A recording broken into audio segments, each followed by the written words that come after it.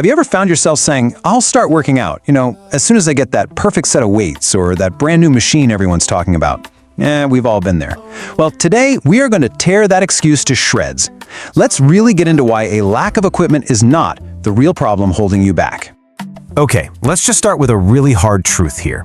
This whole waiting game, this idea that you have to buy your way into getting fit, it's a total trap. And it's not just costing you money, it's literally holding your health hostage.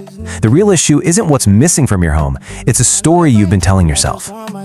And this trap, it actually has a name. We're just going to call it the equipment lie. And honestly, it's one of the sneakiest, most effective excuses our brains cook up to keep us exactly where we are, stuck. So at its heart, the lie is this simple, super persuasive idea that we see everywhere, right? You scroll past influencers with these amazing home gyms, you see the ads for the latest and greatest machine, and pretty soon you start to believe it. Better gear must equal better results. But that's just a massive misunderstanding of how your body actually gets strong. So you've got to ask yourself, and be honest here, is holding on to this belief actually helping you get anywhere? Or has it just turned into this really convenient, socially acceptable excuse to put off the actual work? Think about it. Because seeing the excuse for what it is, that's the first step to finally breaking free. So, if it's not about the fancy equipment, then what is the real reason so many of us feel like we're just spinning our wheels? Well, the answer is buried in a couple of really powerful psychological traps that are running in the background. First up is something called avoidance anxiety. Look, our brains are hardwired to protect us from discomfort. And let's be real, a good workout can be uncomfortable. So the brain cleverly creates this "I don't have the right tools" story. It's like a mental shield to protect you from the physical effort. It feels way safer to spend 3 hours researching dumbbells online than to spend 20 minutes doing bodyweight squats. And the second trap, we'll call it a silent collapse. This is what happens when your entire fitness identity is tied to something outside of yourself. A gym membership, a specific class, whatever. Your whole routine becomes incredibly fragile. The second that external thing disappears, maybe you travel, money gets tight, your gym closes, your entire routine just falls apart. Why? Because it was never built on you to begin with. And this really gets to the core of the issue, doesn't it? So many of us get caught up chasing the image of fitness instead of the reality of it.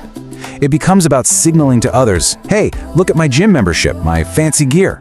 But the reality of being fit, it's about the unglamorous, day in, day out, consistent effort.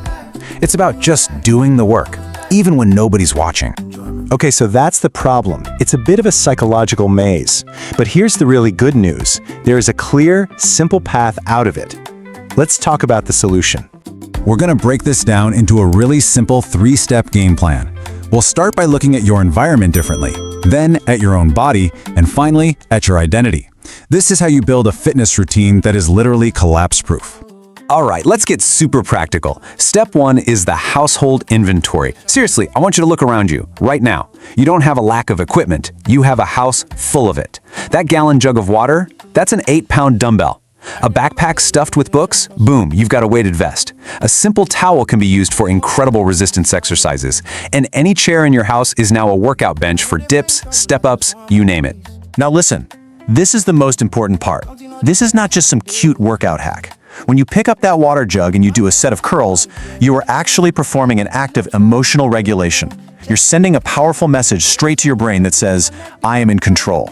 I don't need permission from external things to take care of my health. And just like that, you kill that avoidance anxiety we were talking about.